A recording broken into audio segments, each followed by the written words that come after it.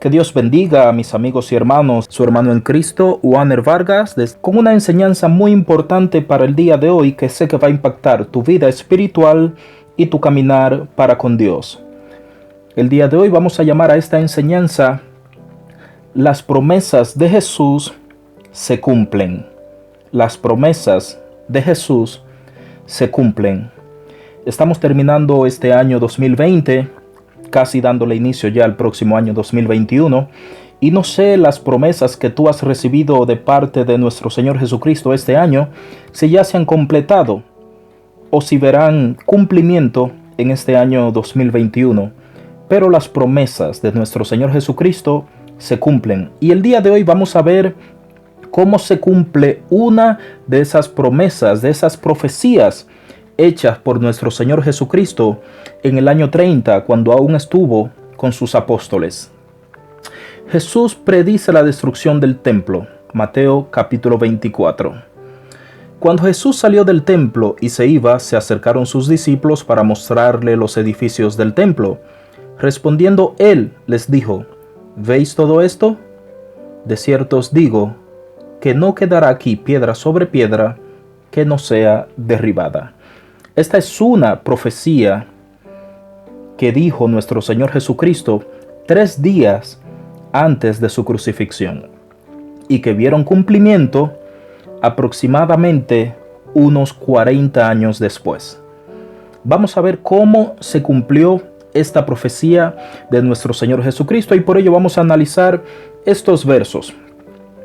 Como siempre, para poder entender los textos dentro del contexto, tenemos que ver unos versos atrás a donde termina el capítulo 23, desde el verso 37 que dice: Jerusalén, Jerusalén, que matas a los profetas y apedreas a los que te son enviados. ¿Cuántas veces quise juntar a tus hijos como la gallina junta sus polluelos debajo de las alas, y no quisiste? He aquí vuestra casa os he dejada desierta, porque os digo que desde ahora no me veréis, hasta que digáis: bendito el que viene en el nombre del Señor. De estos versos podemos sacar conclusiones que se adaptan al cumplimiento de la profecía que inicia en el capítulo 24. ¿Por qué conclusiones? Para poder entender esos 2 versos del inicio del capítulo 24 del libro de Mateo, cuando analizamos los últimos 3 versos del capítulo 23, que dice: Jerusalén, Jerusalén, que matas a los profetas y apedreas a los que te son enviados. ¿Cuántas veces quise juntar a tus hijos como la gallina junta sus polluelos debajo de las alas, y no quisiste?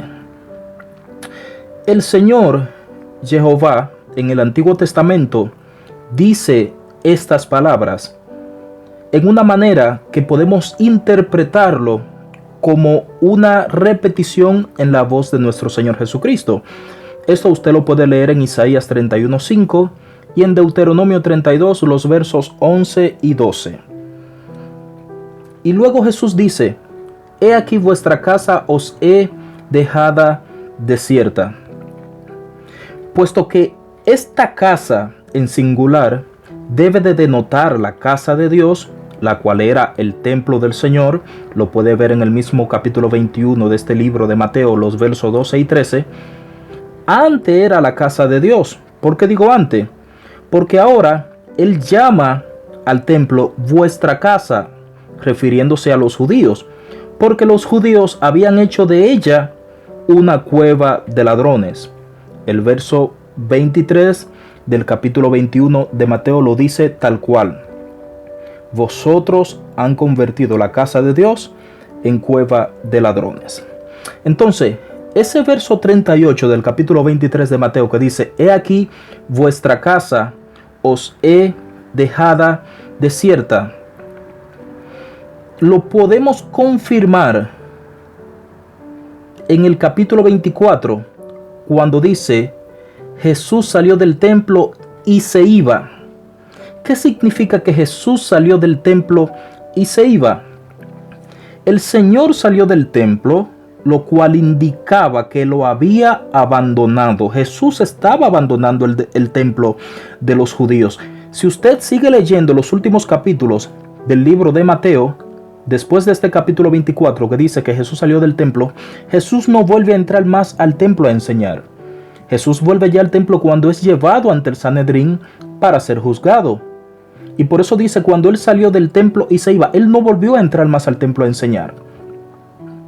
Y lo que estamos tratando de que usted pueda ver allí es que eso sucedió para que se cumpliera lo que dijo en Mateo 23:38, donde Jesús dejó el templo como casa desolada a los judíos, que fue lo que leímos arriba. Esta casa os he dejada desierta. Jesús estaba dejando el templo desolado a los judíos que le habían rechazado. Esto equivale también a lo que sucedió cuando la gloria de Dios se fue del templo en los tiempos antiguos. Lo puede leer también en Ezequiel capítulo 10 versos 18. Ezequiel 10:18 habla de cuando la gloria del Señor abandonó el templo judío. Jesús estaba abandonando el templo judío aquí en este momento. Una conexión a cuando la gloria de Dios dejó el templo antiguo en aquel tiempo.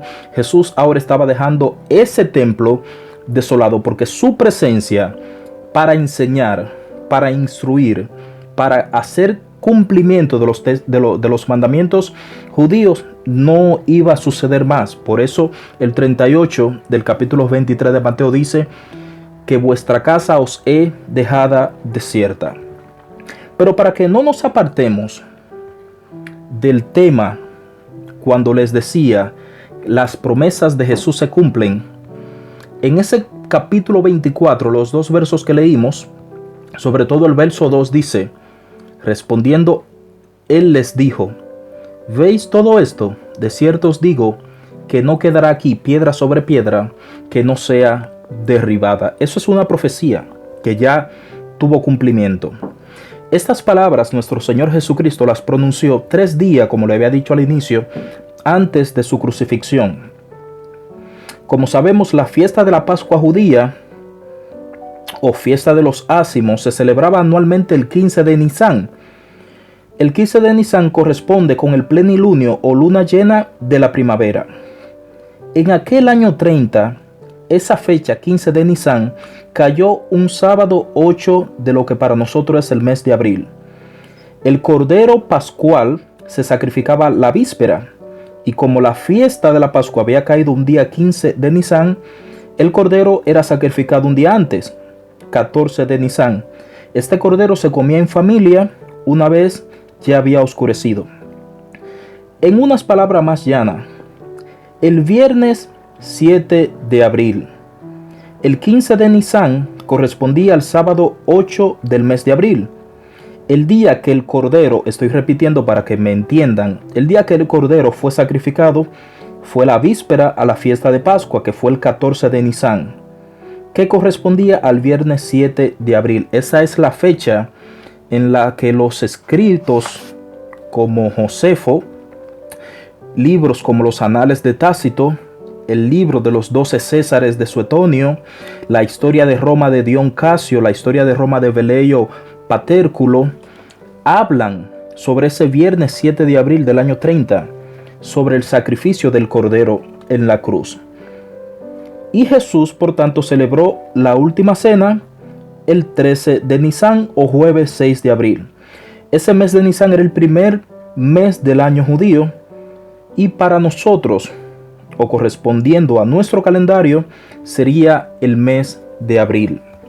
Hasta ahí vamos bien. Entonces, si Jesús murió un viernes 7 de abril, estas palabras de la profecía fueron 3 días antes del viernes 7 de abril, o sea, un martes 4 del mes de abril del año 30. Pero ¿cómo se cumplieron estas palabras? Estas profecías sublime contenía una cruda realidad que iban a vivir y a padecer los judíos entre los años 66 y 70 después de Cristo. Los apóstoles y discípulos en ese momento no podían ni siquiera sospechar la sublime realidad de aquella profecía. Para cualquiera que haya estudiado sobre todo el libro de la guerra de los judíos, el libro sexto de Josefo, Aunque solo sea someramente un breve análisis de ese libro, la aproximación de los ejércitos romanos a Jerusalén poco antes de la luna llena de la primavera del año 70, la advertencia del maestro tenía que resultar lapidaria en ese momento cuando los discípulos escucharon al maestro hablar. Es que como sonaba Jesús cuando anunciaba estas palabras, Israel se iba a convertir en un infierno entre esos años 66 y 70. En ese tiempo, el partido de los celotes o los fanáticos, como eran también conocidos, estaban armados hasta los dientes y terminaron por sublevar a toda la comunidad judía.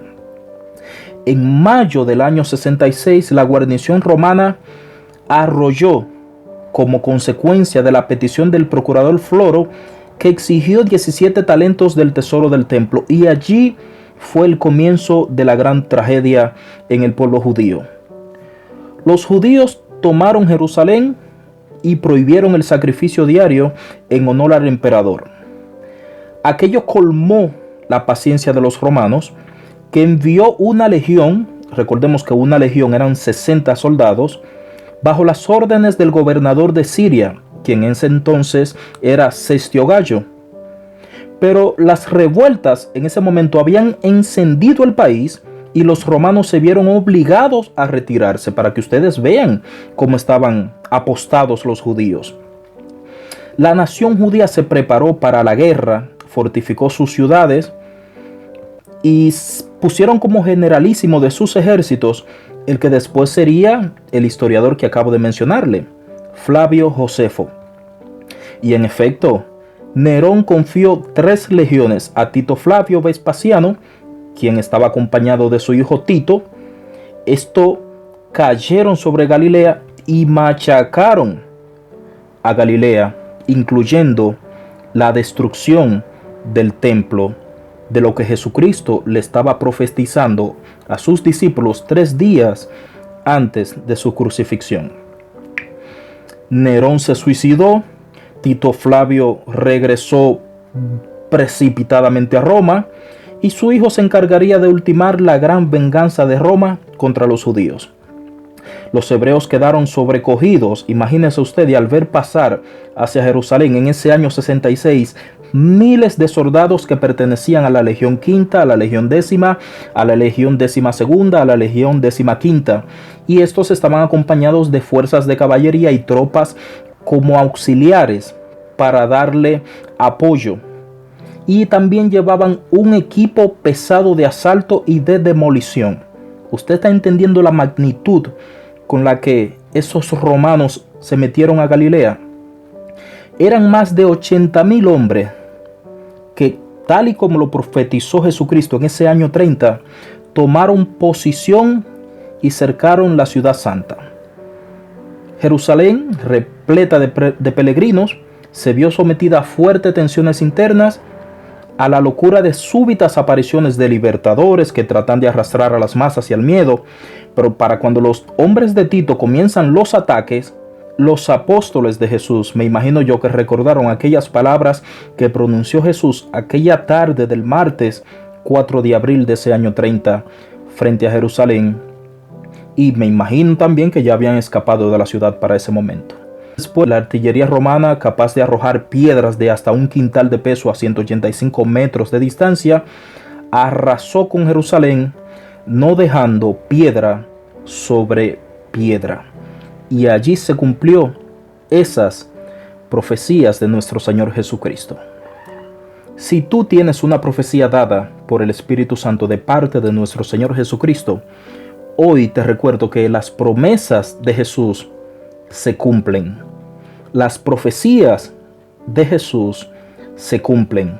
Aunque no veas cumplimiento en este año, lo que resta ya de este año, mantente pendiente al próximo año, porque en cualquier momento esas promesas y profecías que Jesús ha dado a tu vida, a tu ministerio, se va a cumplir, y te vas a acordar de que las promesas y las profecías de nuestro Señor Jesucristo se cumplen. Espero que estas palabras sean de bendición para tu vida que estudies a profundidad la vida de nuestro Señor Jesucristo, su ministerio aquí en la tierra, y verás cosas poderosas. Que el Señor te bendiga grandemente, tu hermano en Cristo, Waner Vargas. Bendiciones.